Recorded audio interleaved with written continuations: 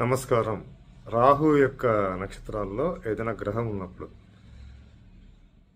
అప్పుడు రాహువు ఆ గ్రహం యొక్క కారక ప్లేస్లో ఉండాలి లగ్నానికి, జన్మ లగ్నానికి. ఇది దశలకు అతీతంగా ఐశ్వర్యయోగాన్ని ఇస్తుంది అనమాట. దశలతో సంబంధం లేకుండా రాహు దశ ఉందా లేదా చూసుకోవాల్సిన పని లేదు. ఇది రాహు విషయంలో తీసుకుంటాం. దీనికి ఎట్లా అంటే రాహు నక్షత్రాలు ఏంటి? ఆరుద్ర, స్వాతి, శతభిషం. ఆరుద్రలో కానీ, స్వాతిలో కానీ, శతభిషంలో రవి ఉన్నప్పుడు జన్మలగ్నంలో రాహు ఉండాలి.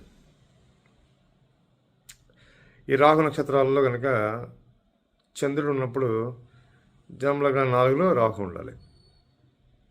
ఈ రాహు నక్షత్రాల్లో కనుక కుయ్యి ఉన్నప్పుడు జన్మలగ్నానికి 3, 6లో రాహు ఉండాలి. అదే ఈ రాహు యొక్క నక్షత్రాల్లో బుధుడు ఉంటే అప్పుడు రాహు జన్మలగ్నం దశమంలో ఉండాలి.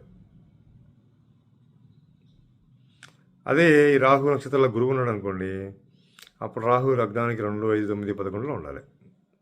అదే రాహు స్థానంలో శాటర్న్ ఉంటే అప్పుడు రాహు లగ్నానికి 8, 12లో ఉండాలి. ఈ రాహు నక్షత్రాల్లో శుక్రుడు ఉన్నప్పుడు ఈ రాహు లగ్నానికి 7లో ఉండాలి. ఇట్లా ఉన్నప్పుడు ఏమవుతుందంటే ఇది ఐశ్వర్య యోగాలు అతీతంగా ఇస్తుంది అన్నమాట. దశతో సంబంధం లేకుండా ఇస్తుంది. రాహు యొక్క చర్యలు చాలా తీవ్రంగా ఐశ్వర్యాలు కూడా ముందుంటాయి అన్నమాట. ఇవి ఈ విధంగా మీకుంటే చూసుకోండి. అట్లాగే కేతు రివర్స్ అవుతుంది ఇక్కడ అంతా.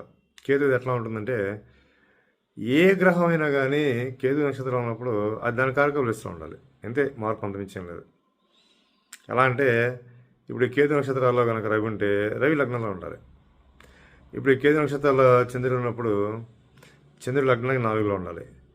అదే కేతు నక్షత్రంలో కనుక కుజుడు ఉంటే అప్పుడు ఆ కుజుడు లగ్నానికి 3, 6లో ఉండాలి. అలాగే ఈ కేతు నక్షత్రాల్లో కనుక బుధుడు ఉన్నాడు అనుకోండి, అప్పుడు ఆ బుధుడు లగ్నానికి 10వ స్థానంలో ఉండాలి. కేతు నక్షత్రాల్లో మీకు తెలుసు కదా, అశ్విని, మఖ, మూల. ఈ స్టార్స్లో ఏ గ్రహం అయితే ఉంటుందో ఆ గ్రహం లగ్నానికి కారక ప్లేస్లో ఉండాలి. అదే కేతు యొక్క నక్షత్రంలో శని ఉంటే అప్పుడు శని లగ్నానికి 8, 12లో ఉండాలి. ఈ విధంగా చూసుకోవాలన్నమాట. అంటే ప్రతి గ్రహానికి, అంటే కేతు నక్షత్రాల్లో ఏ గ్రహమైనా ఉంటే కనుక, అదే శుక్రుడు అనుకోండి కేతు నక్షత్రాల్లో, అప్పుడు లగ్నానికి 7 శుక్రుడు ఉండాలి. ఈ విధంగా ఉన్నప్పుడు ఇది కూడా ఐశ్వర్య యోగాలు అతీతంగా ఇస్తుంది. అయితే ఇక్కడ ప్రధానత ఏం చేస్తుందంటే ఆ కేతు స్టార్స్లో ఏ గ్రహం అయితే ఉందో అది దాని కారక ప్లేస్ ఉన్నప్పుడు ఆ గ్రహదశలో గొప్ప రాయోగాలు కలుగుతాయి అన్నమాట. విపరీతమైన ధన యోగాలు ఉంటాయి. ఇక్కడ ఇది మార్పు. ఇలా మీకు కామెంట్ చేయండి. శుభం భూయాత్.